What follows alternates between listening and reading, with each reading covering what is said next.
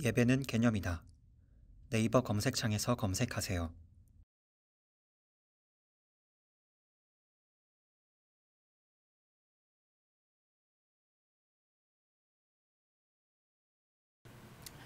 하나님 말씀 오셨습니다. 하나님 말씀 갈라디아서 3장 24절입니다. 하나님 말씀은 갈라디아서 3장 24절 말씀, 신약성경 306페이지입니다. 신약성경 306페이지 갈라디아서 3장 24절 말씀 찾으셨으면 제가 봉독하겠습니다. 이같이 율법이 우리를 그리스도께로 인도하는 초등교사가 되어 우리로 하여금 믿음으로 말미암아 의롭다함을 얻게 하려 함이라. 아멘. 이 시간은 철로역정 18번째 강의가 되겠습니다. 율법과 복음이라고 하는 부분을 살펴보도록 하겠습니다. 율법과 복음. 철로역정 우리의 본문 한번 볼까요? 해석자는 크리스천에게 그림을 보여준 이후에 자기의 손으로 크리스천을 이끌어 매우 넓은 거실로 데리고 갔다. 거실은 한 번도 쓸어본 적이 없기 때문에 먼지로 가득 차 있었다. 해석자는 잠시 거실을 둘러본 후에 하인에게 먼지를 쓸라고 말하였다. 하인이 쓸기 시작하자 온통 먼지가 날아다녔다. 크리스천은 거의 질식할 지경이었다. 그때 해석자는 옆에 서 있던 처녀에게 물을 가져다가 방에 뿌리라고 지시하였다. 처녀가 물을 뿌린 후에 쓸자 깨끗하게 되었다. 오늘 우리가 봐야 될 이미지가 이겁니다. 거실에 이제 먼지가 굉장히 뿌옇게 이제 쌓여 있는데, 이제 그 거실을 쓰려고 하니까 쓸면서 어떻습니까? 여러분들 우리가 이제 초등학교 때 이제 기억나는데, 이제 청소할 때 보면 선생님이 물 좀 뿌리고 청소하라고 이제 그러잖아요. 물 안 뿌리고 청소하면 막 먼지가 막 날리니까요. 이제 그런 부분을 이제 보여주고 있습니다. 요거는 이제 그 초창기에 우리나라에 들어왔을 때 완전 조선시대 그런 옷차림, 그렇죠? 완전 조선시대판 철로역정. 넓은 것이라면 뭔가 한번 볼까요? 해석자는 크리스천에게 그림을 보여준 이후에 자신의 손으로 크리스천을 이끌어 매우 넓은 거실로 데려갔다. 거실은 한 번도 쓸어본 적이 없기 때문에 먼지로 가득 차 있었다라고 얘기합니다. 여러분, 신앙생활에 있어서 우리가 출발이 굉장히 중요합니다. 제가 이제 목회를 하면서 느끼는 어떤 어려움이 무엇이냐면, 여러분들이 이제 아예 처음에 신앙생활을 기초가 제대로 잡혀 있으면 굉장히 편한데요. 기초가 이제 잘못 잡혀 있고, 그리고 이제 마치 담을 건너서 신앙생활을 시작한 사람들은 어려운 걸 굉장히 싫어합니다. 정석대로 신앙생활하는 걸 굉장히 꺼려합니다. 그러다 보니까 어떤 현상, 근데 그럴 수밖에 없는 게 또 이미 그것에 익숙해져 있고, 그리고 다시 돌아가기에는 막 너무 엄두가 안 나는 거죠. 근데 엄두가 안 나더라도 여러분, 신앙생활은요, 기초가 굉장히 중요하고 출발이 중요합니다. 성경대로 신앙생활을 출발하지 않으면 우리가 열심히 한다고 해서 되는 게 아닙니다. 우리가 믿음으로 산다. 오늘 본문 먼저 한번 볼까요? 이같이 율법이 우리를 그리스도께로 인도하는 초등교사가 되어 우리로 하여금 믿음으로 말미암아 의롭다함을 얻게 하려 함이라. 믿음으로 말미암아 의롭다함을 얻는 건요, 내가 믿으려고 해서 믿음으로 의롭게 되는 게 아닙니다. 믿음을 따를 수밖에 없는 건요, 내 힘으로 신앙생활이 불가능하다는 것을 깨달을 때에 드디어 믿음으로 사는 것이 이 소리구나 라고 하는 걸 알게 되는 겁니다. 근데 문제는 뭐냐면, 여러분들이 신앙생활을 믿음으로 하는 게 뭔지를 사실 잘 몰라요. 실제로 많은 목회자들이 솔라 스크립투라, 솔라 피데, 파이브 솔라를 여기는 게 파이브 솔라잖아요. 파이브 솔라는 많이 얘기하는데, 파이브 솔라가 의미하는 바를 사실은 실질적으로 이해하는 사람이 과연 몇이나 될까? 믿음으로 산다는 것이 무엇을 의미할까? 제가 이제 여러분한테 그런 말씀도 있잖아요. 제발 결단하지 말고 믿음을 사용하세요. 근데 우리는 난 결단 안 했는데요, 난 믿음으로 사는데요. 근데 제가 보면 믿음으로 사는 것이 아니라 자꾸 결단해요. 율법으로 자꾸 하려고 합니다. 그게 이제 뭐하고 똑같냐면, 제가 운동할 때 보면 이제 자꾸 그러잖아요. 어깨 힘 빼고. 어깨 힘 뺀 것 같은데 어깨 힘 뺀 게 아니래요, 자꾸. 예.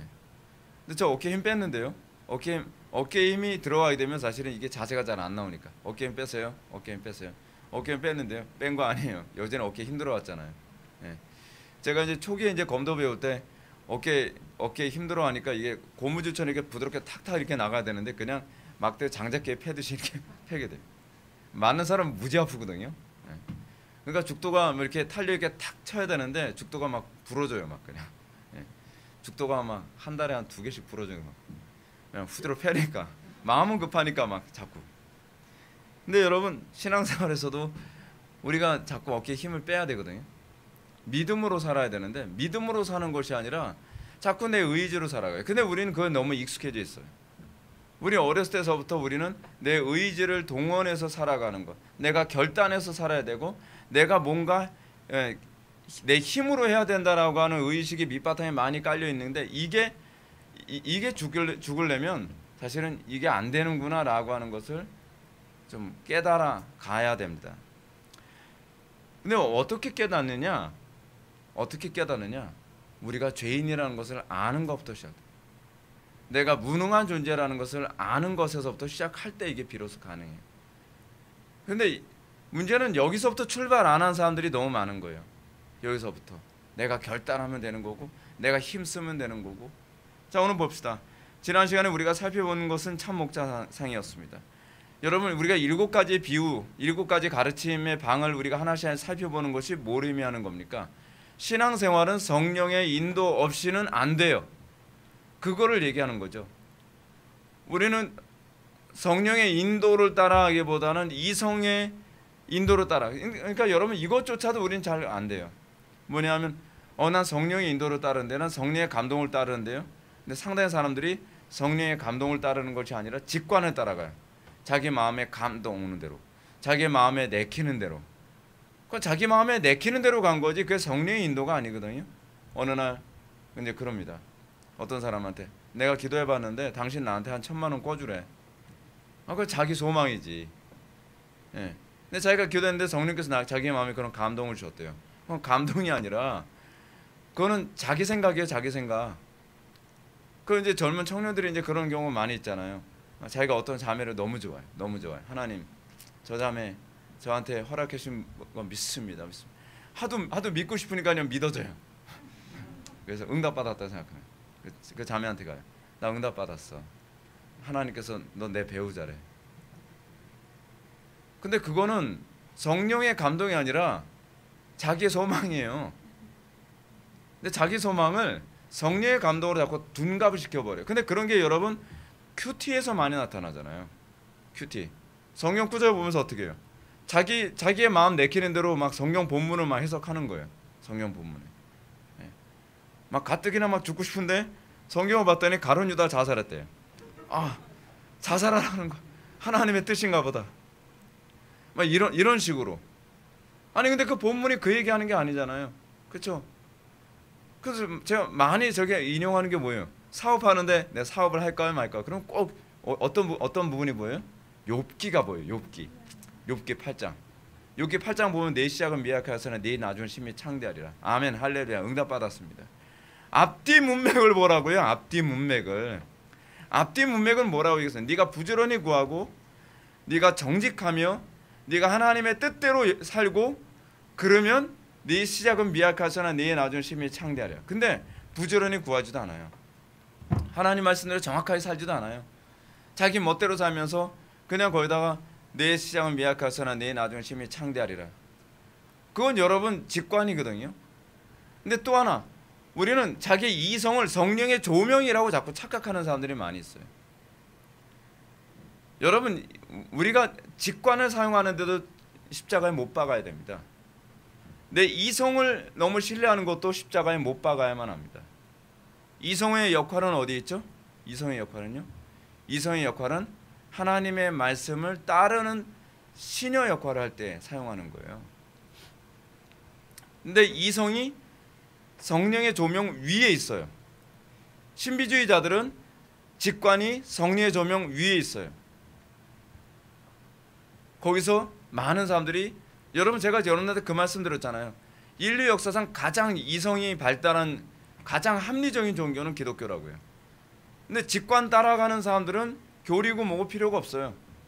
그냥 머리는 옵션으로 달고 다니는 거예요. 맨날. 그쵸? 그럼 맨날 뭐 봤네, 뭐 들었네, 뭐가 맨날 그런 거잖아요. 뭐 성리의 역사라고 하면서 내가 딱 보니까 당신이 악령이 들렸어. 그래서 아니 그냥 오늘 컨디션이 안 좋아. 악령 들렸다니까. 뭐 그런 식으로. 자기가 느끼는 대로 얘기하는 거예요. 느끼는 거하고 성리의 역사는 별개 문제거든요.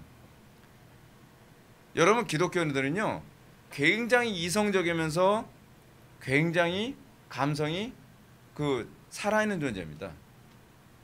그래서 여러분 우리가 거듭났다라고 했을 때 거듭났다는 건요 이성만 발달했다는 것도 아니고 감정만 발달했다는 것이 아니라 이성과 감정과 의지가 균형을 잡게 됐다는 걸 의미합니다. 근데 특정한 어떤 부분에 의해서 다른 영역이 잠식당하거나 괴상해진다고 한다면 그건 신앙이 아닙니다. 그래서 여러분 직관이 주로 강조되는 사람들의 특징이 뭐예요? 그냥 광신자라 그러죠. 이 광신주의자들이 요즘 우리나라에 굉장히 많거든요. 그래서 기독교를 무식한 사람들만 믿는 종교. 또 한쪽에서는 어때요? 괜히 이성으로만 신앙생활을 하려고 그러잖아요. 기독교가 마치 스콜라주의적인 이성적인 종교인 것처럼. 그러다 보니까 어떻게 해요? 교회가 냉랭하고 열정도 없고 사랑도 없는, 양쪽에 다 비정상이죠. 기독교는 냉철한 이성을 가지고 있는데 굉장히 사랑도 많고 그러면서 감성도 풍성해집니다. 제가 은혜를 받고 나서 나타난 것, 그러니까 조나단 에드워즈가 얘기하는 것처럼 기독교는 처음에 성령께서 우리 속에 역사하시면 이성이 고양됩니다. 근데 이성이 고양되어서 사람이 차가워지는 것이 아니라 냉철해집니다. 이성은 고양되지만 그러면서도 감성도 풍부해집니다. 저는 원래 잘 안 울었거든요. 전 눈물을 흘려본 적이 거의 없었어요. 눈물이 안 나더라고요. 남자들 그런 거 많잖아요. 잘 안 울어지는 거. 슬픈 영화 본데 왜 슬픈지 모르겠어요. 별로 안 슬픈데 옆에 막 울어요. 손수건 달라 그러고 손수건 갖다 니까 코를 풀고. 네. 근데 성령께서 은혜를 주시니까 이성도 발달하는데 감성도 균형을 잡혀. 굉장히 감성이 이제 풍부해져요. 왜냐하면 그게 하나님께서 우리를 처음에 창조하셨을 때 우리의 모습이니까요. 그리고 의지와 결단이 굉장히 강한 사람처럼 보이죠. 왜냐하면 그것이 하나님께서 인간을 창조하셨을 때의 본래의 모습이니까요. 생각해 보십시오. 하나님의 형상이 가장 절정이 예수 그리스도잖아요. 근데 예수 그리스도께서 우유부단할 거라고 여러분 상상해 갑니까? 예수 그리스도께서 감성에 메말랐을 거라고 상상해 갑니까? 예수님께서 이성적으로 마비된 맨날 광신적으로 그렇게 신앙생활했을 거라고 상상해 갑니까? 상상할 수가 없죠. 상상할 수가 없어요. 근데 예수님은 굉장히 예리한 이성과 논리와 타고난 논쟁가였어요.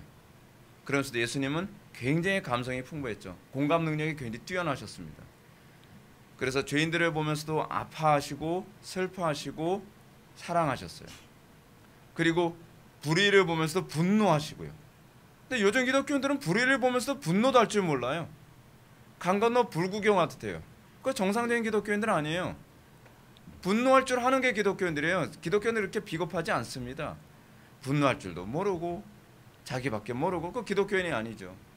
성령에 의해서 우리가 거듭났다면 우리는 예수님에게서 나타났던 그런 감성적인 부분도 우리에게 그대로 나타나고 예수님은 옳다 하는 것에 관해서는 그 의지를 꺾으신 적이 없어요. 그것이 우리가 성령의 조명 안에 있게 되어질 때 나타나는 특징이거든요. 자, 7가지 이 가르침을 주는 이 비유의 망이 뭡니까? 우리가 성령의 조명을 받게 될 때 첫 번째로 우리가 눈을 뜨게 되는 것이 뭐예요? 참된 목자에 대해서 눈을 뜹니다. 여러분 왜 참된 목자에 대해서 눈을 떠야만 할까요? 참된 목자에 대해서 눈을 뜨지 않으면요 교회를 선택을 잘못해요. 맨날 이상한 그 교회만 선택하는 사람 있잖아요. 신천지에서 끌고 왔더니 그 다음에는 하나님의 교회를 가요. 하나님의 교회에서 또 끌어냈더니 그 다음에 그럼 여호와의 증인은 왜? 여호와의 증인도 아니라고 또 끌어냈더니 그 다음엔 또 어디로 가요? 그 다음엔 구천지로 가요. 그래서 구천을 떠돌아요. 나중에는 참 안타깝죠. 저 그런 사람 여러 봤어요. 이단에 다니는 사람들은요 하여간 이단이라는 종류는 이쪽 저쪽 계속 떠돌아다녀요. 정통기에다 갖다 놓으면요 적응을 못해요. 적응을. 왜냐하면 참된 목자를 알아보지 못해요. 여러분 사도 바울이 디모데전서에서 뭐라 얘기합니까? 말세의 특징을요. 그 자기의 가려운 길을 긁어줄, 자기 사욕을 좇을 스승을 찾아다닌다 그러잖아요. 사실은 이단에 빠지는 이유는 뭐냐면 욕심 때문이에요. 이단이 기가 막히게 미혹을 하기 때문이 아니라 그 욕심에 쉽게 동화가 되는 거거든요. 그러니까 이쪽 이단 저쪽 이단 뭐 완전히 이단이란 이단은 막 다 쇼핑하고 돌아다니는 거예요. 저는 뭐 이쪽 이단에서 막 엄청 피해를 보고요, 가정이 파괴됐고요, 뭐 손해를 엄청 보고요. 그리고 나서 빠져나오면 어떻게 해요? 그 다음에 3단으로 가요. 점점 고수가 돼가는 거예요. 막. 나중에 어떻게 해요? 나중엔 9단까지 가. 9단 되면 이제 9천을 헤매기 시작하는 거예요. 대책이 없는 거예요. 여러분 신앙생활의 초기는요, 성령의 조명하심에서 시작돼요. 그래서 참된 목자상, 우리가 지난 시간에 살펴봤던 게 참된 목자상이잖아요. 아무리 여러분 제가 목회해 보면서 느끼는 게 뭐예요? 아무리 성실하게 가르치고 아무리 설교를 정확하게 해줘도요, 그 알아듣지 못하는 사람은 알아듣지 못하더라고요. 네. 인정하지 않아요. 그러고 나서 여러분 참된 목자상 다음에 두 번째로 번연이 다루는 것이 무엇일까요? 넓은 거실로 인도하는 거예요. 율법과 복음의 문제. 신앙생활하면서 율법과 복음을 제대로 구분하지 못한 사람들 많이 있습니다. 엄격하게 정확하게 신앙생활을 하라고 그러면 율법주의다. 회복의 교회 김민호 목사는 굉장히 율법주의다. 아니 나를 그 정도로밖에 안 보여? 전 율법주의보다 더 엄격하길 바라요. 그럼 뭐예요? 하이퍼 율법주의다. 뭐 그렇게 하는 거예요. 아니 그게 아니라고요. 그게 여러분 우리는 어떤 존재입니까? 여러분 공부를 여러분 열심히 안 하면 엄마나 아빠한테 맞아 죽을 것 같아서 열심히 공부하는 애와 공부가 너무 좋아서 열심히 공부하는 애와 어느 쪽이 더 하이퍼겠습니까? 공부가 좋아서 하는 애 아니겠어요? 그렇잖아요. 율법주의가 뭡니까? 맞아 죽을까 봐 열심히 율법 지키는 게 율법주의고요. 소위 복음은 무엇이냐면 그 율법이 사랑스러워서 자기가 그 율법대로 사는 것이 즐거워서 누가 그랬죠? 다윗이 그랬잖아요. 주의 율법을 즐거워하여 주야로 묵상하는도다. 율법을 즐거워 지키는 거예요. 우리 그리스도인들은 어떤 존재입니까? 우리는 무율법주의 아니에요. 무율법주의는 아예 상종할 가치도 없어요. 우리는 무율법주의가 아니라 우리는 율법을 즐거워하여 지키는 사람들이에요. 주의 성수를 억지로 하는 사람이 아니라 주의 성수를 안 하고선 견딜 수가 없고 주의 성수가 소중하니까 하는 거예요. 우리는 구원 받기 위해서 율법을 지키는 사람이 아니라 우리가 구원을 받았기 때문에 율법을 즐거워하게 된 사람이에요. 율법과 복음에 대한 기본적인 개념조차도 탑재되지 않은 상태에서 신앙생활을 하니까 신앙생활하면서 주의 말씀대로 살라고 하니까 뭐 창살 없는 감옥이라는 소리까지 나오고 뭐 꼭 예배를 꼭 이렇게 많이 들어야 되나요? 아니 예배를 많이 드려야 되는 것이 아니라 예배를 많이 드리고 싶어야죠. 그렇잖아요.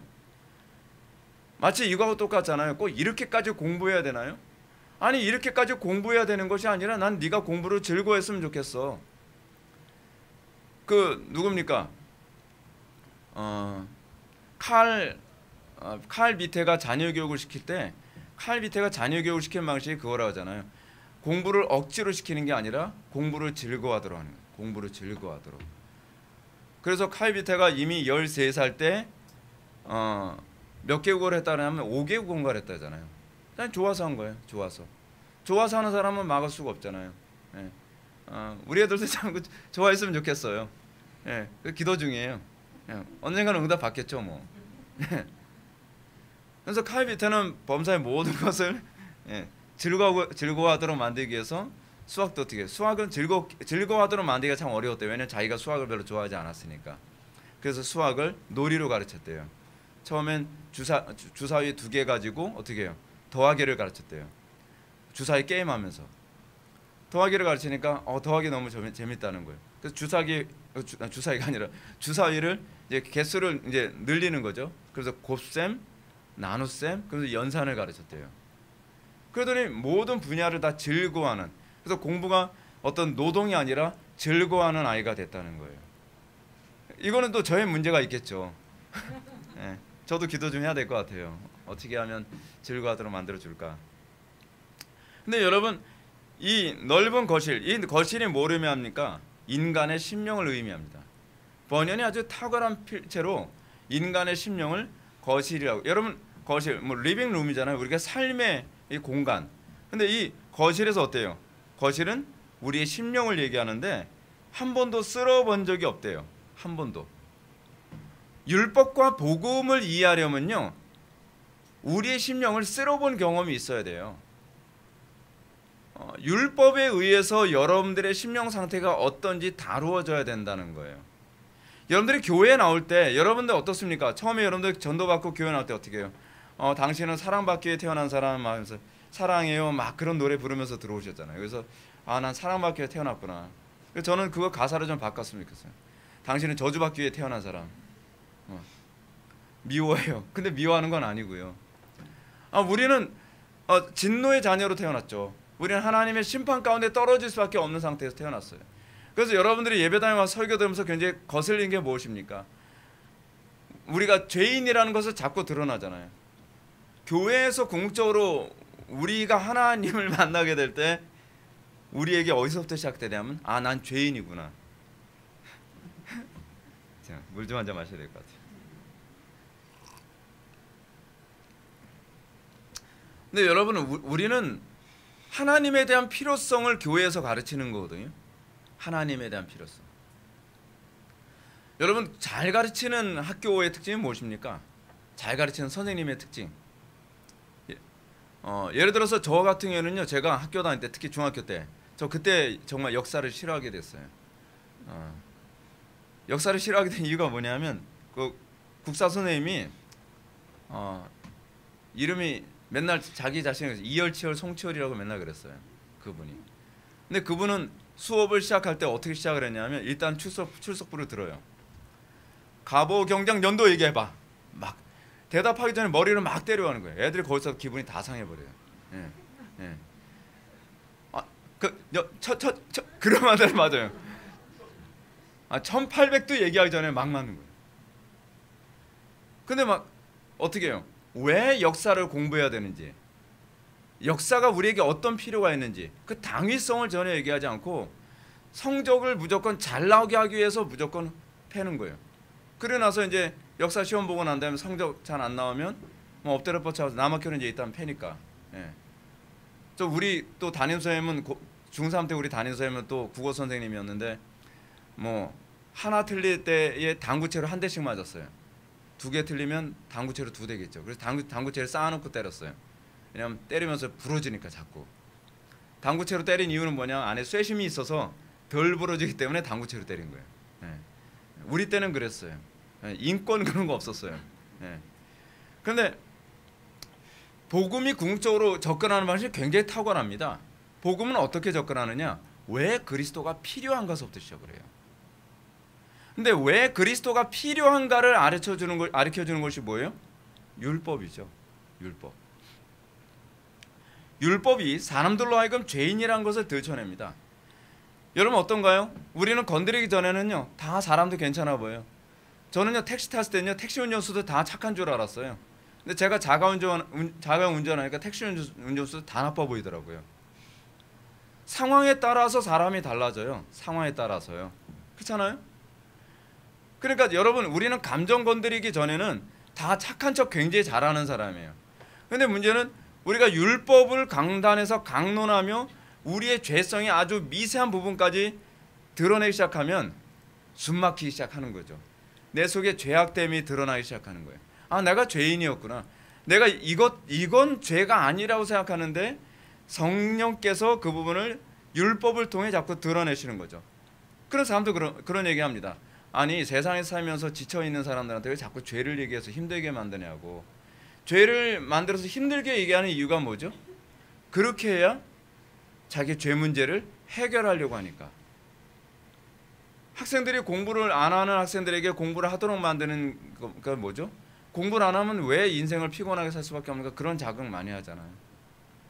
성경이 우리들에게 접근하는 건요, 왜 그리스도가 필요한가를 알려주는 거죠. 그래서 여기서 어떤 식으로 비유를 듭니까? 이거를 거실을 쓸었더니 어떻게 해요? 먼지가 막 올라오는 거예요. 숨이 막힐 정도로 먼지가 올라오는 거죠. 너무 오래 세웠다. 우리는 여러분 그렇지 않나요? 우리 예배당 같이 뭐 일주일에 한 번씩 청소를 깨끗하게 하는 거일 경우에는 잘 모르겠지만 한 뭐 1년, 5년, 10년 쌓여 있는 그런 곳을 청소한다 칩시다. 정말 먼지가 얼마나 심각하겠습니까? 그렇죠? 그럴 때 우리는 뭘 느끼죠? 아, 이 먼지가 이렇게 심각한 건물이었구나. 율법이 우리 속에서 우리의 죄됨을 들춰내기 시작했을 때 난 결코 내 속에 선한 것이 없다는 것을 알게 되죠. 내 속에 선한 것이 없다는 것을 알게 될 때 비로소 우리는 어떤 현상이 나타납니까? 아, 난 지옥 갈 수밖에 없구나. 난 멸망받을 수밖에 없는 존재구나라는 걸 알게 되는 거죠. 근데 교회 안에서 사람들이 멸망받을 수밖에 없는 존재라는 걸 가르치질 않습니다. 왜요? 사람들이 싫어하니까. 사람들이 짱돌 들 것 같으니까. 근데 출발은 어디서부터 출발해야 돼요? 우리는 죄인이라는 거. 우리에게 그리스도가 왜 필요하냐는 거. 그렇잖아요. 근데 그 그리스도가 우리에게 왜 필요한지에 대한 당위성을 안 가르쳐요. 그러면서 어떻게 해요? 그냥 영접기도 한번 하고 구원받을 거라고 확신만 주는 거죠. 자, 보십시오. 존 플라블이 이렇게 얘기합니다. 알 수 없는 허망한 확신을 가진 자들은 구원을 받을 수 없다. 그들이 어떤 종류의 확신을 가지든지 말이다. 그들은 생명으로 인도하는 좁은 길을 찾으려 하지 않는다. 그 길을 찾는 사람들이 매우 적은 이유가 바로 여기에 있다. 한국교회 안에 상당수의 사람들이 알 수 없는 확신으로 가득하지 않나요? 자기는 그리스도를 별로 필요로 해본 적이 없습니다. 자기는 죄 문제를 해결하려고 몸부림치거나 자기가 죄 문제를 해결해야 된다고 생각해 본 적도 없습니다. 그리스도가 내 인생에서 절대적으로 필요하다는 것을 자각해 본 적도 없습니다. 그러면서 뭐만 있습니까? 확신만 있습니다. 천국 갈 확신이 있다는 거예요. 그리스도를 생명처럼 소중하게 필요로 해본 적도 없는데 자기는 천국 갈 확신이 있다는 거예요. 여러분, 이거는요 마치 뭐하고 똑같은지 알아요? 자기는 공부를 잘하려고 노력해 본 적도 없고 자기는 공부를 잘해야 된다고 하는 필요성도 전혀 느껴보지 않은 애가 자기는 서울대학교에 들어갈 확신이 있다는 거예요. 여러분, 이건요 사기입니다. 사기.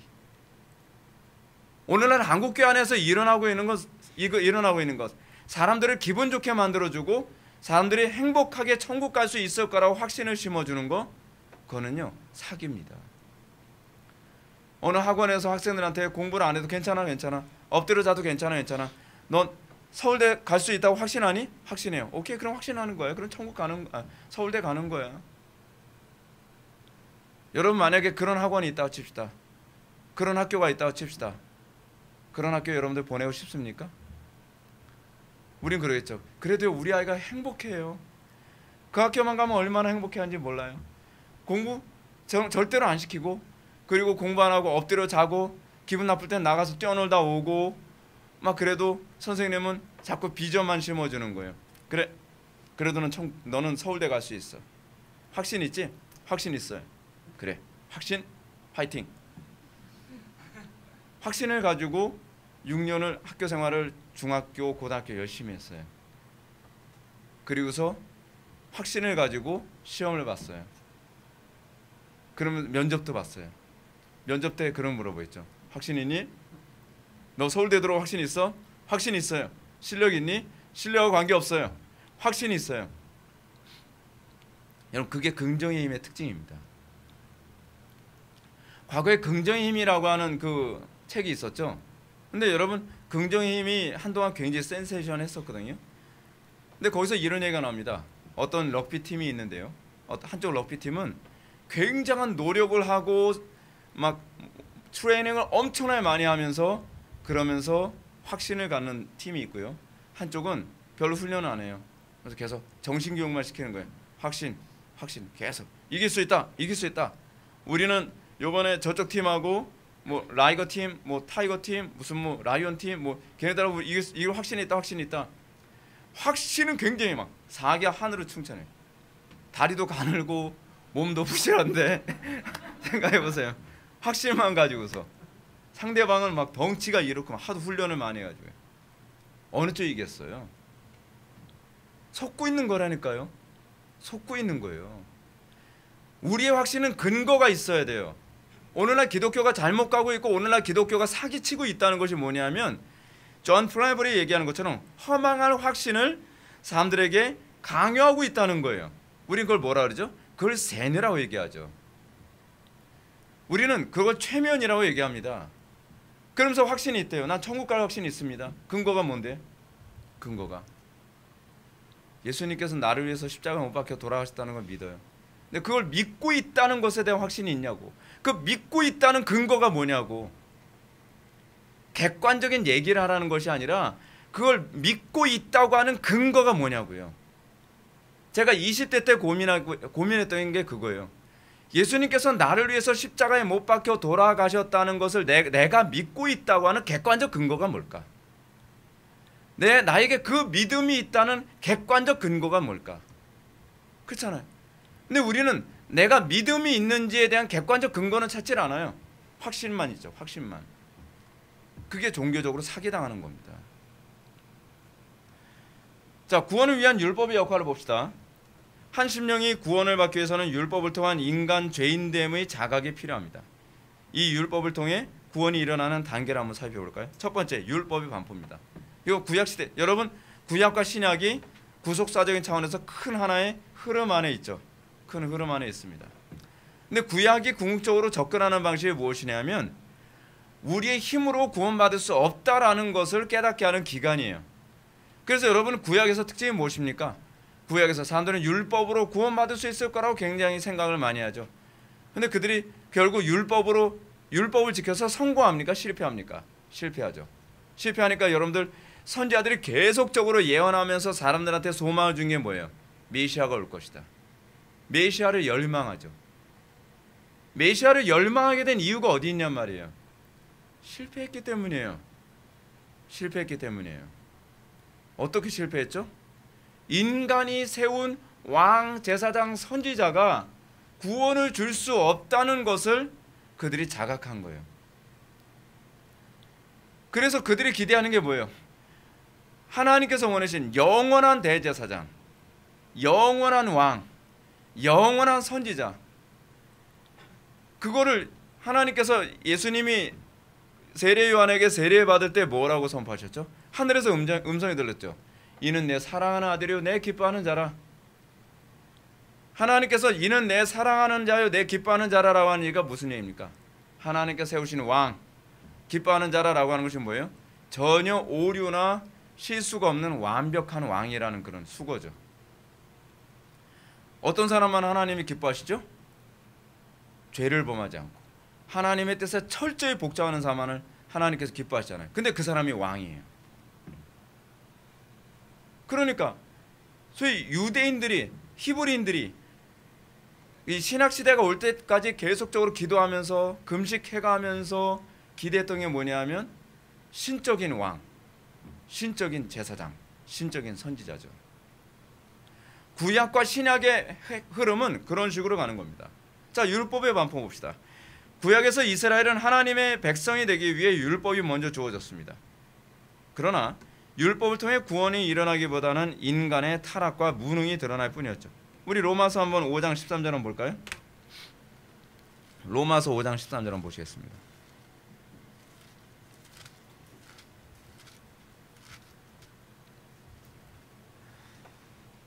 로마서 5장 13절. 죄가 율법이 있기 전에도 세상에 있었으나 율법이 없었을 때는 죄를 죄로 여기지 아니하였느니라.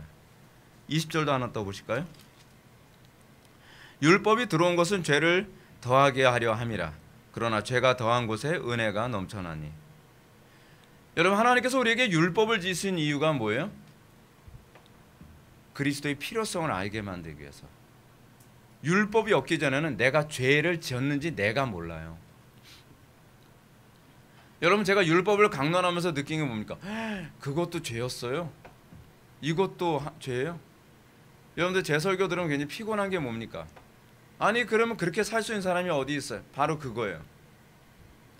우리 힘으로 구원받을 수 없다는 항복을 얻어내기 위해서 설교를 하는 거예요.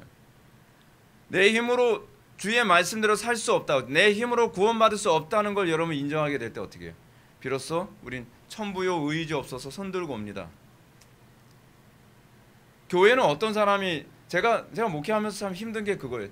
제발 성공한 사람들이 오면 얼마나 좋아요. 우리 우리 교회.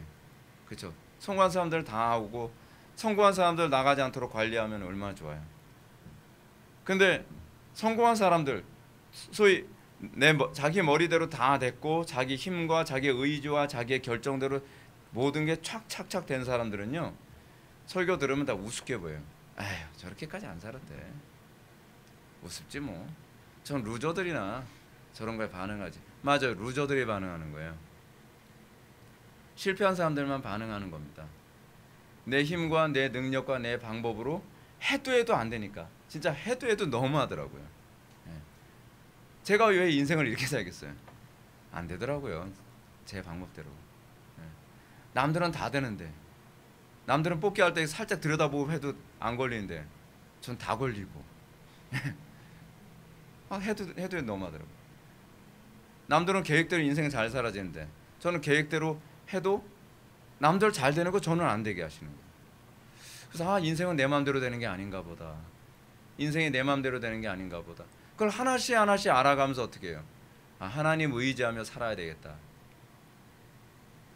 그걸 이제 깨달아가는 거죠. 그래서 여러분, 어떤 사람이 정말 예수 잘 믿습니까?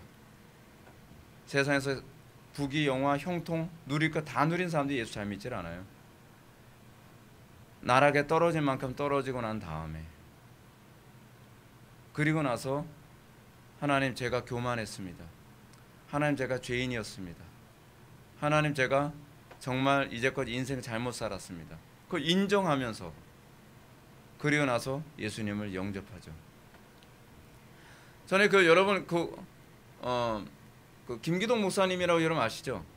그 2단 김기동 목사님 말고 고구마 전도왕 해가지고서 굉장히 웃기는 그 분 있잖아요. 그분이 이제 집사님이었는데 목사님 되셨더라고요. 지금 캘리포니아 지역에서 지금 목회하신다고 그러더라고요. 근데 그분이 굉장히 자신만만한 사람이었어요. 그분이 이제 사관학교 출신이거든요. 해군 사관학교 출신인데 자기가 머리가 너무 좋으니까 자기가 생각한 대로 뭐 모든 게 탁탁탁 되는 인생이라고 생각을 했기 때문에 굉장히 교만하고 굉장히 오만했어요. 근데 자기 와이프가 예수 믿는다고 하는데 예수 믿으면 안 돼. 우리는 불교 집안이야. 한 집안에 종교가 2개면 집안이 망가져. 안 돼. 근데 아내가 너무 영적으로 공허하고 그러다 보니까 그러다가 전도를 받아서 교회를 다니게 됐어요. 남편 몰래. 근데 남편 몰래 교회를 다니다가 남편이 알게 됐죠. 그래서 남편하고 이제 어떻게 설득하는데 남편이 굉장히 완고했지만 자기 딸이 원래 또 아빠들은 또 딸이 한번 또 아빠 한번 하면 또 그냥 녹아지잖아요. 좋아, 그럼 한 번만 나가줄게. 그래서 예배당에 같이 다 나가줬는데 그날따라 또 그 목사님이 헌금 설교를 했다. 네, 헌금 설교. 제가 듣기에도 참 좀 민망하게 잘못한 것 같아요. 그러니까 김기동 집사님이 딱 듣자마자 열이 받아가지고 그 자리에서 맨 뒤에 앉았는데 벌떡 일어났대요. 벌떡 일어났는데 그 예배 중간에 벌떡 일어나서 그냥 문 열고 나온 게 아니라 이렇게 돌아가지고 중앙으로 해서 이렇게 나왔대요. 그러니까 모든 사람 다 본 거예요. 저 사람 뭐야? 일부러 데몬스트레이션을 한 거예요. 그러고 나서 다시는 예배당 가지 마. 근데 그 예배당 가지 않도록 하기 위해서 자기 자녀들하고 아내 다 차에 태워가지고 주일날 아침 일찍 그냥 여행을 떠나버린 거예요. 반대하는 거. 근데 차 몰고 가다가 그 앞에 차가 그냥 잘 오다 갑자기 틀어서 중앙분리선을 넘어오는 바람에 그냥 정명추돌 사고가 일어난 거예요. 정명추돌이 일어났는데 뭐 딸은 유리가 깨지면서 얼굴에 다 박혀가지고서 완전히 만신창이 되고, 아내는 막 팔에서 피가 철철 나니까 허리띠를 클러가지고 일단 지혈을 하고 완전히 뭐 난리도 아니었대요. 난리도. 그러고 나서 근데 자기는 이제 가족들 다 돌봐야 되니까 앰뷸런스 올 때까지 막 다 지키고 다 그랬대요. 그래서 다 입원 다 시키고 딱 봤는데 그 다음에 정신이 약간 든 상태에서 근데 그 의사가 그러더라고요. 당신 피 나는 것 같은데 피가 나나? 그래서 기절했대. 알고 보니까 몸이 다 부서졌더래. 부서진 팔 가지고서 지혈해주고 뭐 한쪽 팔로 안고 막 뛰고 그랬다는 거예요. 부러진 팔 가지고서. 그래서 입원하고 나서 보니까 그 목까지 다 고정을 한 상태에서 온몸 기부스 상태에 들어간 거예요. 근데 그렇게 되니까 자신의 무능함을 알게 됐다. 하염없이 눈물이 나대요. 하염없이. 하나님께서 살려주셨구나. 그 가운데서 가족이 아무도 죽지 않았으니까요. 죽을 수밖에 없는 상황인데. 근데 거기서 인정이 되더라는 거예요. 인정이. 그러면서 눈물이 하도 많이 흘러가지고 이 눈물이 귀까지 들어서 중이염이 생길 정도였다는 거예요. 네. 근데 여러분, 우리가 그렇게 우리 인간의 존재는요, 그렇게 부서지기 전에는 절대로 항복을 안 해요. 항복이. 내가 똑똑한데, 내가 힘 있는데, 내가 잘났는데. 근데 율법, 여러분, 그래서 예수 제일 쉽게 믿는 방법이 뭐라 했습니까? 율법을 통해서 내가 죄인이라는 걸 알게 되는 거. 아유, 그 제일 편하게 예수 믿는 겁니다. 교통사고 나서 만약 박살이 나면서 그 다음에 천부요 의지 없어서 휠체어 끌고 옵니다. 여러분, 그거 별로 안 좋아요. 네. 그렇게 안 하고 예수 믿는 게 굉장히 좋습니다. 설교로 듣는 가운데 내가 죄인이라는 걸 알게 되고, 설교로 듣는 가운데 내가 하나님 앞에 얼마나 무능한 존재인지를 알게 되면서, 그러면서 주의 이름을 부르면서 예수 믿게 되는 거, 얼마나 좋아요. 그 코스가 최고로 좋은 코스입니다. 이스라엘에게, 이번 보면 이스라엘에게 율법이 주어진 이유는 율법을 지키게 하는 데 있지 않습니다. 강단에서 끊임없이 설교 가운데 율법을 강론하는 이유는 율법을 여러분들이 지킬 수 있다는 걸 믿기 때문이 아니에요. 율법을 지키게 하는 데 있는 것이 아니라 하나님만 의지하지 않으면 안 되는 존재라는 것을 깨달아 알게 하는 데 있어요. 자꾸 율법에 여러분, 바리새인들이나 사두개인들 같은 사람들의 문제가 뭔지 아시죠? 그 사람들이 사실은 하나님 앞에서 지킬 수 없는 율법을 사람들이 지킬 수 있는 눈높이를 자꾸 낮춰줬다니까요. 율법을 지킬 수 있도록 계량을 해준 거예요. 계량을요. 예를 들어서 여러분 어떻습니까? 코코아 그냥 먹을 수 없잖아요. 그러니까 그걸 어떻게 해요? 초콜릿을 만들어주고 자꾸 가공을 해주는 식으로. 예. 그냥 상태에서 먹을 수 없는 걸 가공해주면 어떻게 해요? 몸 다 상하게 만드는 경우가 태반이잖아요. 율법은 그 율법 그 자체로 효력이 있는 거예요. 가공을 하면 안 돼요. 우리가 먹을 수 없어요. 율법을 지킬 수 있도록 해주시는 분은 하나님이시라는 걸 인정하게 만드는 거거든요. 율법을 통해서 내가 죄인이라는 것을 깨닫고, 내가 예수 그리스도의 의가 아니면은 내가 결코 의로워질 수 없다는 것을 인정받게 하는 거예요. 근데 내가 그 절박감을 깨닫기 전에는 예수 그리스도의 의가 왜 필요한지를 알 수가 없어요. 설명을 해도 이해가 안 돼요. 내가 철저한 그 무능과 절망감 안에 있을 때, 그때 믿음이라는 것이 작동하기 시작을 해요. 그렇기 때문에 모세는 이스라엘에게 자신과 같은 선지자를 통해서 구원이 일어날 것을 예언했습니다. 모세는 이스라엘 백성들이 율법을 지킬 수 있을 거라 생각한 것이 아니라 자기와 같은 선지자를 통해서 구원이 일어날 거라는 걸 알았어요. 그래서 1차적으로 자기와 같은 선지자는 누구죠? 여호수아예요.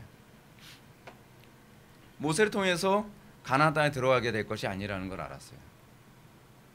여호수아의 헬라식 이름이 예슈아예요. 예수.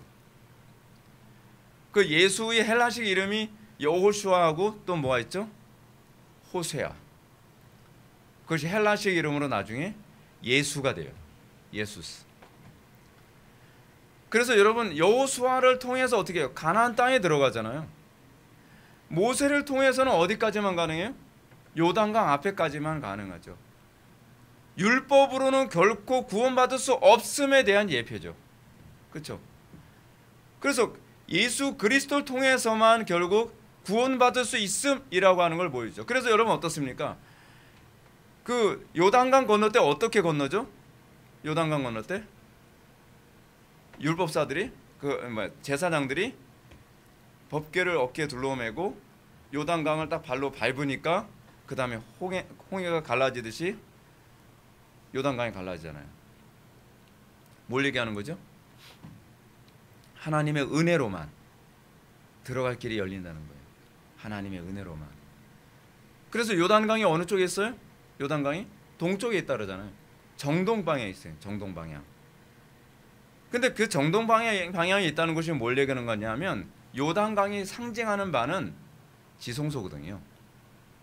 지성소로 들어갈 길이 누굴 통해서만 일어나요? 예수 그리스도 통해서만. 근데 여러분 법궤 위에 뭐가 있죠? 법궤 위에 시은좌라고 해서 그 그룹들이 둘이 이렇게 있잖아요. 그 그룹들은 결국 뭘 의미하는 겁니까? 에덴 동산에 들어가는 입구를 지키고 있는 그 천사들을 얘기하는 거거든요.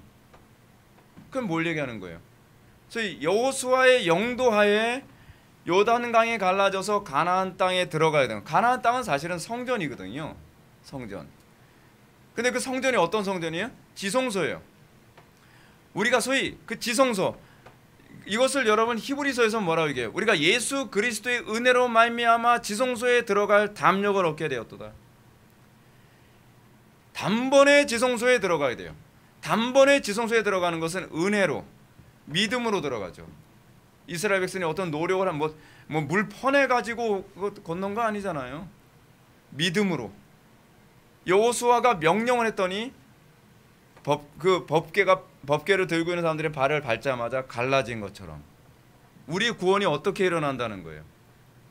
율법으로 일어나는 것이 아니라 모세가 요단강 앞까지 인도했던 것처럼 우리의 구원도 하나님의 은혜 가운데 그 율법을 통해서 알게 돼요. 믿음으로 구원을 받는다는 것이 무엇인지 알게 돼요. 성령께서 우리 그렇게 인도하시죠. 근데 율법이 아니고서는 우리가 그리스도께로 인도받는 법을 알지 못해요. 그래서 복음 선포가 나오죠. 율법이 선포된 토양에 메시아를 영접하게 됩니다. 이는 마치 세례 요한을 통해 회개가 선포되므로 주의 길이 준비된 것과 같죠. 그냥 예수님을 영접한 게 아니에요. 세례 요한의 회개 선포를 통해서 주의 길이 준비되고, 그리고 세례 요한의 회개 세례를 받은 사람들이 예수님을 영접하죠. 율법과 복음이죠. 그렇죠? 여러분 구약 시대의 마지막 선지자는 누구예요? 세례 요한. 세례 요한이잖아요. 그렇죠? 율법에서 복음으로 넘어가는 과도기가 바로 세례 요한과 예수님이에요. 이렇게 넘어가는 거예요. 아키발도 알렉산더의 가르침 봅시다. 아키발도 알렉산더는 율법의 정죄를 통해 죄인이 어떻게 복음으로 구원받게 되는지를 다음과 같이 가르칩니다. 첫 번째 단계, 율법으로 각성받은 양심은 처음에는 행실적으로 나쁘게 보이는 것을 고치려 시도한다. 여러분들 많이 겪잖아요. 제가 여러분한테 좀 부탁하고 싶은 게 그거예요. 여러분들 우리 교회 와서 초창기 이것 때문에 무지 시달릴 겁니다. 설교를 들으면서 안 사라져요, 안 사라져요. 믿음으로 살라 해도 또 의지로 살려고 무진장 이랬어요. 그건 어쩔 수 없어요. 이거는 끊임없이 이 싸움의 과정을 거쳐요. 그러면서 굉장히 낙심하게 되거든요. 근데 낙심하게 되는 게 정상적인 과정이에요. 근데 낙심하게 되는 것까지는 좋은데 여기서 그냥 뛰쳐나가 버려요. 나가면 안 돼요. 끝까지 가야 돼요. 낙심해서 내 자신의 의지, 내 자신의 도덕성이 아무것도 아니라는 것을 항복받을 때까지 하나님께서 우리에게 그렇게 달달 볶으세요. 그래서 어떻다고요? 그는 끊임없이 기도나 성경을 읽는 것이나 말씀을 듣는 것과 같은 외적인 의무들을 열심히 행합니다. 이런 상태에서 나타나는 전인의 특징은 경건의 모양을 있으나 경건의 능력이 나타나질 않아요. 목사님, 저 열심히 기도하는데 왜 열매가 안 나타날까요? 전 열심히 순종하려고 이랬는데 왜 이렇게 순종이 잘 안 될까요? 전 열심히 남대로 신앙생활을 하려는데 저는 왜 이렇게 못났나요? 근데 그게 원래 과정이에요. 이 과정이 아니고서는요, 믿음으로 사는 법을 알 수 있는 길이 없어요. 그래서 제가 속상해도 제가 참아주는 거예요. 저도요. 아, 저 사람 과정을 밟고 있구나. 근데 그 과정을 거치면서 저는 늙어가죠.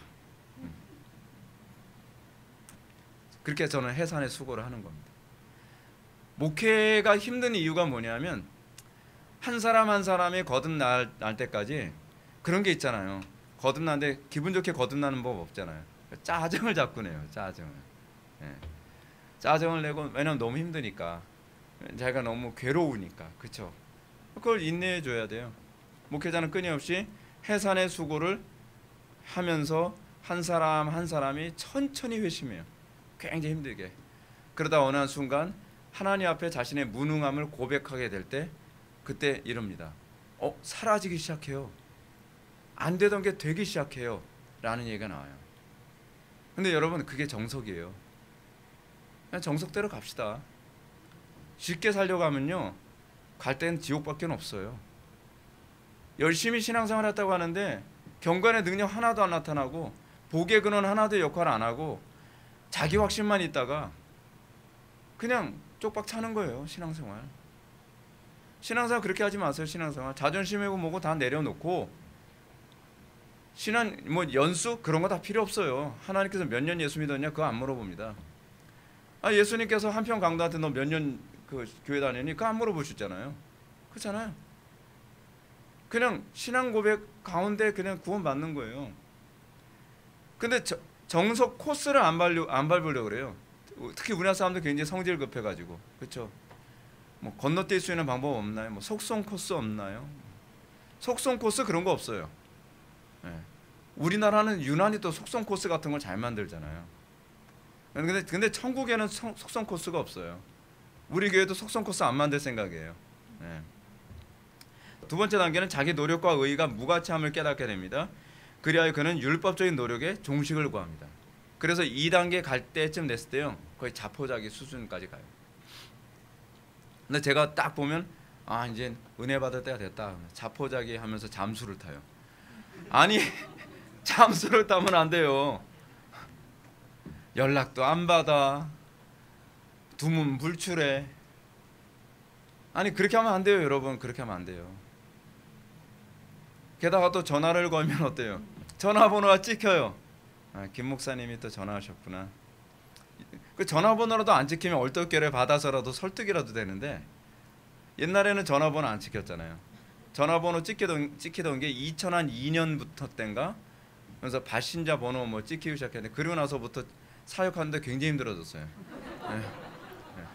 전화하면 전화를 안 받아요. 네. 잠수 탄 거죠. 근데 요즘 잠수하면 또 굉장히 깊이 들어가요. 또 셋째 단계는 철저히 절망하여 결국엔 죄인인 자신을 하나님의 손에 맡기게 됩니다. 여러분, 십자가가 그거 아닌가요? 아버지요, 아버지요, 나를 아버지 손에 맡기나이다. 그게 우리에게서 나타날 부분이에요. 우리가, 여러분 정말 찬송가의 그 가사 정말 와닿잖아요. 천부의 의지 없어 손 들고 옵니다. 근데 사실은 저도 그 과정 아주 뼈아프게 겪었거든요. 너무 힘들어요. 그래서 여러분들이 얼마나 힘들지 알아요. 너무 힘든데, 그렇지 않고서는 사실은 하나님 전적으로 의지 안 하거든요. 여러분 생각해보세요. 여러분, 제가 인생사가 굉장히 뭐 별의별 거 다 해봤잖아요. 네. 저는 제 인생으로 제 힘으로 제 인생을 구원할 수 있다고 생각했기 때문에 그런 거거든요. 제가 막 단전업도 하면서 뭐 축지법도 어떻게 배워볼 수 없을까, 뭐 인체부양부터 시작해서 뭐 무술의 고수가 되고 싶다는 등 뭐 하여간 전 꿈이 많았어요. 근데 하나도 하나님께서 되게 해주시는 법이 없어요. 근데 고집이 안 꺾이더라고요. 내 힘으로 내 인생을 구원할 수 있을 것 같다고 하는 게 머릿속에 잘 안 떠나요. 근데 하나님께서 철저히 이 부분을 꺾어주셨을 때 비로소 기도를 하나님 의지하는 법을 터득하게 되죠. 제가 여러분한테 말씀드리는 게 그거예요. 경건의 능력도 안 나타나는 기도 하는 거 보면 아직 멀었구나, 아직 똥줄이 덜 탔구나.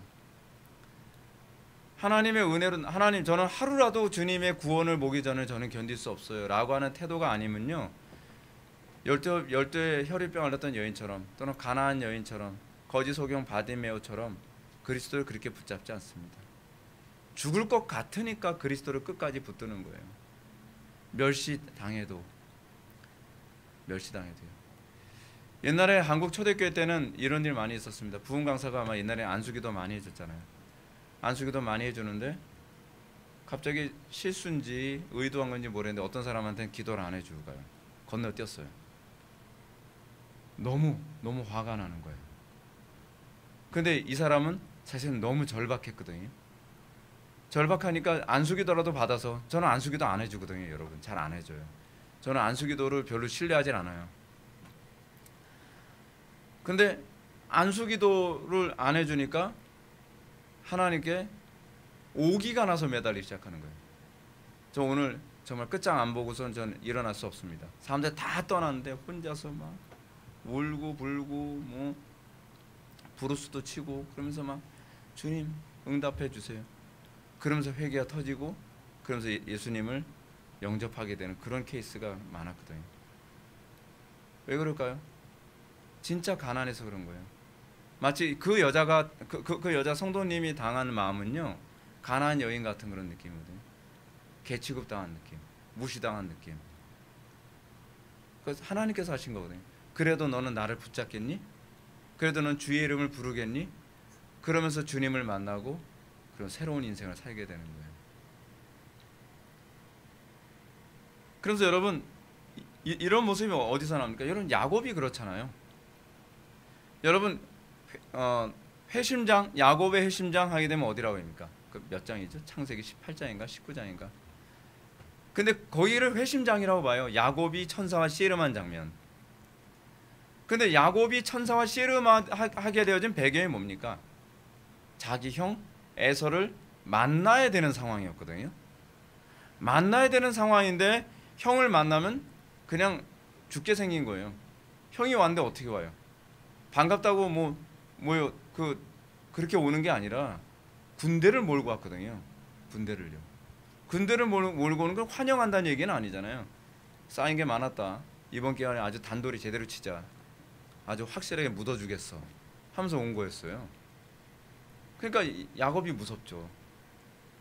오늘 주님 만나지 않으면 난 끝납니다. 그래서 죽기 살기로 매달리는 가운데에 거기서 환도뼈가 위골되잖아요. 근데 그걸 뭐라 하냐면 십자가에 정갈골 못 박음. 죽기 살기로, 당신이 나에게 복을 주시지 아니하면 난 당신이 보낼 수 없습니다. 그게 바로 주의 이름을 부름의 전형이에요. 우리는 그렇게 구원받아요. 그렇게 구원받았기 때문에 한번 믿음이 들어간 사람은요, 타협이 잘 안 돼요. 왜냐하면 허접하게 예수 믿은 게 아니거든요. 자, 거실 위에 덮인 먼지를 한번 볼까요? 거듭나지 않은 자연인들의 특징은 자신이 얼마나 부패한 죄인인지 알지 못합니다. 얼마나 부패한 죄인인지 알지 못하니까 여기서부터 출발하지 않으니까 교회 안에서 정죄가 판치는 거예요. 조금만 그 형제들 지체들, 제가 요번에도 이제 그 공동체 안에서 용서에 관해서 제가 말씀드렸지만, 조그만 형제가 잘못해도 참을 수가 없고 미워서 견딜 수가 없고 내 눈에 들보가 안 보이니까 형제 눈에 티가 너무 잘 보이는 거예요. 근데 우리는 어떻게 구원받죠? 내 눈에 들보를 보고 구원을 받아요. 형제 눈에 티처럼 보이는 거예요. 근데 상당수의 교회가 요즘 난리도 아니고 맨날 싸움박질하고 뭐 그런 모습이 나타나는 이유가 뭐냐면 정석대로 교회를 운영하지 않아서 그래요. 사람들이 싫어하든 좋아하든 우리의 실존이 어떤 상태인지를 보게 만드는 것이 강단 설교가 해야 될 중요한 역할이죠. 그래서 내가 얼마나 전적으로 타락하고 부패하고 무능한 존재인지를 깨닫고, 그렇죠? 그래서 우리는 어떻습니까? 병 속에 물이 들어있는데 그 물병 속에 흙을 집어넣고 1년 정도 가만히 놔두면 그 물 되게 맑은 물처럼 보이잖아요. 근데 흔들어 보세요. 얼마나 더러운 불순물이 다 올라옵니까? 그 여러분들이 다 그런 존재들이거든요. 다 얼굴은 천사같이 표정하면서 웃으면서 쳐다보죠. 어려운 일 생겨봐요. 야수가 될 사람이 한둘이 아니에요. 그게 우리예요. 그게 하나님께서 흔드신다니까요. 하나님께서. 저도 하나님께서 흔드시면 제가 난 이런 존재였구나 되게 많이 느껴요. 네. 우린 천사가 아닙니다. 전 여러분들이 천사라고 믿질 않습니다. 처음엔 믿었어요. 상처 많이 받았어요. 천사 아니구나. 여러분, 앙금이 앉은 물병을 흔들면 그 속에 가라앉은 불순물이 떠오르면서 그 물이 얼마나 심각하게 오염되어 있는지 알게 됩니다. 그러면서 다른 사람 앞에서 자기 의의를 내세울 수 없는 존재가 돼요. 그리고 내가 구원받은 것이 그리스도의 의로 구원받은 것에 대한 감사가 있어요. 거기서 시작해야 돼요. 기독교는요. 마찬가지로 율법은 죄를 정화시키는 일을 하지 않습니다. 우리 속에는 죄의 심각성을 자각하도록 돕는 거죠. 흔들어서 여러분 물이 정화되지 않잖아요. 바울은 죄가 율법이 있기 전에도 세상에 있었으나 율법이 없었을 때는 죄를 죄로 여기지 아니하였느니라. 물병 속에 여러분 그 더러운 불순물이 있었던 건 예나 지금이나 똑같죠. 근데 흔드니까 불순물이 튀어나온 거죠. 우리는 간혹가다 이런 일. 왜 착한 사람이 이렇게 나쁜 사람 만들어? 아니, 착한 사람 나쁜 사람 만든 게 아니라 원래 나쁜 놈인데 이번 계기통에서 그 나쁜 놈인 게 드러난 것뿐이거든요. 우리는 내가 착한 사람이었다고 생각을 해요. 그래서 여러분 그런 거 있잖아요. 피해의식. 여러분 피해의식의 가장 심각한 문제 이겁니다. 나는 원래 굉장히 착하고 나는 본래 남들한테 해를 끼칠 줄 모르는데 세상이 나를 이렇게 만들었어.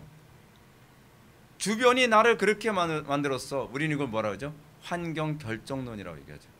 아니 환경이 결정한 것이 아니라 세상이 너의 상태를 드러낸 것뿐이야. 그렇잖아요? 여러분 그 깨끗한 물을 흔들었더니 갑자기 불순물이 거기서 나온 겁니까?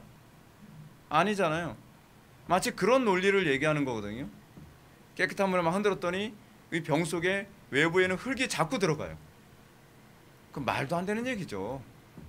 그 안에 불순물이 흙이 있었기 때문에 흔들었을 때 그 실체가 드러난 거거든요. 근데 성경은 그렇게 접근해요. 성경 우리가 어떤 존재인지를 율법으로 드러내신다는 거예요. 그 다음에 어떻게 해요? 이제는 정화가 필요하다는 걸 알게 만드는 거죠. 그 정화를 누가 해요? 성령께서 하시죠. 성령께서. 그래서 전에 율법을 깨닫지 못했을 때는 내가 살았더니 율법 이름에 죄는 살아나고 나는 죽었도다 합니다. 율법은 우리 심령 속에 덮인 먼지와 같은 죄의 실체를 드러냅니다. 우리가 선하다고 생각했던 것을 성령께서 율법을 통해 드러내시죠. 여러분들의 죄악됨 드러내는 것 성령께서 하시는 겁니다. 여러분 주변 사람들 통해서 막 여러분의 나쁜 성격 다 드러내게 하시잖아요.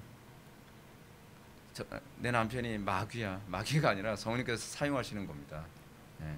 마귀는 자기입니다. 뭘 누굴 마귀라 그래요? 그렇잖아요. 그 환경, 그 주변을 통해서 내가 얼마나 악한 존재였는지, 내가 얼마나 내 속에 더러운 것들이 많이 있는지를 드러내시는 거잖아요. 율법의 이런 역할은 성령으로 거듭난 이후에도 계속 나타나요. 거듭났다고 해서 이제는 끝나는 게 아닙니다. 그래서 심령이 가난해요. 그래서 사도 바울은 뭐라고 얘기합니까? 나는 의인이다라고 하지 않죠. 사도 바울의 초기 문서에 뭐라고 얘기합니까? 나는 모든 사도들 중에서 지극히 작은 자라. 그리고 좀 더 세월이 지나고 나니까 모든 성도들 중에 지극히 작은 자 중에 작은 자로다. 그 사도 바울이 말년에 옥중서신에서 뭐라고 얘기합니까? 나는 죄인 중에 괴수로다. 내 속에 선한 것이 있는 것을 하나도 발견할 수 없다 그러죠. 우리가 예수 믿으면서 내가 의롭다는 것을 점점 더 깨달아가는 거 아닙니다. 여러분 어떻습니까? 여러분 우리 교회 오니까 더 점점 더 착해진다고 느껴집니까? 저는 제가 복음을 알게 되면 알게 될수록 제가 착하지 않다는 것만 굉장히 많이 느껴요. 성령께서 자꾸 드러내시면서 나 굉장히 성격 나쁜 사람이었구나. 저는 10대 때 저는 진짜 천국 갈 거라고 확신했습니다. 왜냐하면 나 같은 사람이 천국 가지 않으면 갈 사람이 없어 보이더라고요. 그게 제가 10대 때 제 자신을 바라보면서 저는 진짜 착했거든요. 제가 생각했을 때. 근데 복음을 알아가면서 알게 된 게 착하지 않더라고요. 착하지 않아요. 그래서 나 같은 사람이 지옥 안 가면 누가 지옥 가겠나. 그렇게 돼가는 거예요. 사도 바울이 그런 거죠. 우리가 은혜로 우리가 하나님 백성 된 거예요. 은혜로 우리가 거듭나게 된 거죠. 하나님의 긍휼하심이 아니면 우리는 결코 살 수 없는 거예요. 그걸 알게 되는 거. 마지막으로 물을 방에 뿌리라. 그때 해석자는 옆에 서 있던 처녀에게 물을 가져다가 방에 뿌리라고 지시하였다. 처녀가 물을 뿌린 후에 쓸자 깨끗하게 되었다. 순례길에서 정확하게 인식해야 될 것은 율법과 복음입니다. 하나님께서 끊임없이 율법을 통해서 여러분들의 죄악됨을 드러내시고요. 또 복음을 통해서 여러분들을 치유하시고 회복시키시고 거룩하게 하시고 정화시키십니다. 우리는 일평생 그 과정이 있습니다. 그래서 우리는 심령이 가난합니다. 우리는 의에 줄이고 목마릅니다. 이거는 거듭난 사람들에게 나타나는 겁니다. 우리는 시간이 갈수록 점점 더 심령이 가난해지고 의에 줄이고 목마르지며 더 거룩함에 대한 열망이 생기고 더 주님을 닮고 싶은 열정 가운데 붙잡힌 바 되게 됩니다. 율법은 우리에게 초등교사 역할을 하는데 우리를 그리스도께로 인도하는데 그건 단회적이지 않습니다. 이건 칼빈의 주장하고도 일치합니다. 우리는 끊임없이 율법을 통해서 그리스도의 당위성과 필요성을 매번 자극받습니다. 그래서 우리는 이전보다 더 그리스도를 가까이 하고 싶어집니다. 이전보다 그리스도의 가치의 위대성을 더 많이 깨닫게 됩니다. 그래서 시간이 갈수록 그리스도를 점점 더 높이게 됩니다. 시간이 가서 오직 예수라고 하는 말에 대한 의미를 점점 더 알게 됩니다. 그래서 나의 의를 남들에게 드러내는 일에 점점 인색해지고 그리스도를 드러내는데 더욱더 풍성해져 갑니다. 저는 제가 말끝마다 그리스도를 얘기하게 될 줄 몰랐어요. 왜냐하면 제가 알거든요. 제가 솔직히 얘기해서 저는 제 자신에게 딱 드러낼 때 기분 되게 좋더라고요. 근데 복음을 알아가면 알아갈수록 그게 너무 무서워요. 그렇게 하는 게. 그리고 그리스도를 높일 때 너무 기뻐요. 아, 하나님께서 이렇게 얘기하는 거 너무 기뻐하시는구나. 그거를 느끼게 돼요. 그래서 저는 언제부턴가 그리스도를 높이는 것이 이렇게 자연스러울 줄은 몰랐어요. 처음에는 어색했거든요.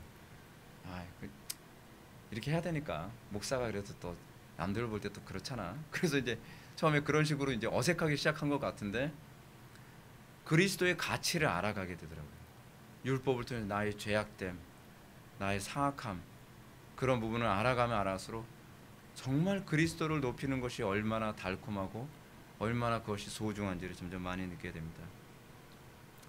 번연은 율법과 복음에 대해서 다음 같은 비유를 듭니다. 만약 당신이 얼굴을 깨끗하게 씻기 원한다면 먼저 거울 앞으로 가서 어디가 더러운지 보아야 합니다. 만약 당신이 당신의 죄를 그리스도의 보혈로 씻기 원한다면 처음엔 율법의 거울에 가서 보아야 합니다. 당신의 더러운 상태를 보는 것을 두려워하지 마십시오. 당신이 가지고 있는 모든 더러움과 흠을 보십시오. 왜냐하면 당신의 더러움의 절반만 본다면 절반밖에 씻을 수 없기 때문입니다. 여러분들의 죄악됨에 대해서 점점 더 선명하게 보입니까? 절망하지 마십시오. 복이 있는 겁니다. 자기 자신이 얼마나 추하고 더럽고 죄악된 존재인지가 보이지 않는다면 그거야말로 정말 절망적입니다. 그런 사람들이 항상 다른 사람, 저 가늠하다 현장에 붙잡힌 여자를 돌로 쳐 죽여라, 내가 앞장서겠다, 그러면서 앞장섭니다. 그런데 그런 사람들은 복되지 않습니다. 어떤 사람이 복됩니까? 죄인들을 보고 긍휼히 여길 수 있는 사람. 우리 주변에 정말 많은 죄인들이 나라를 망쳐갑니다. 그 사람들 보면서 가끔가다 그런 생각합니다. 나에게 하나님의 긍휼이 없었다면. 저는 개인적으로 그래요. 저는 하나님의 긍휼이 없었다면 전 정말 좌파였을 것 같아요. 왜냐하면 저는 원래 태생 자체가 좌파적 성향을 많이 가지고 태어났어요. 친구들이 저보고 그랬어요. 너 대목교나 하게 생겼다. 근데 그렇게 될 뻔했어요. 근데 하나님의 은혜가 그렇게 살지 않게 하시더라고요. 우리는요, 은혜 아니면은 사람 굿이 못할 사람들이 많습니다.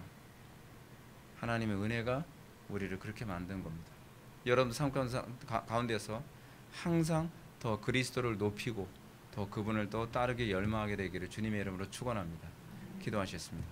사랑이 많으신 하나님, 죄악이 관영한 이 시대에 우리가 세상을 정죄하고 또 환경을 탓하기보다는 우리 속의 죄악됨을 들여다보고 그리스도의 소중함을 더 많이 깨달아 우리가 주님과 동행하는 삶에 더욱더 익숙해지기를 원합니다. 주님께서 우리에게 은혜를 더하여 주시고 이전보다 더 주님을 사랑하기를 열망케 하여 주옵소서. 예수님의 거룩하신 이름으로 기도 올렸나이다. 아멘.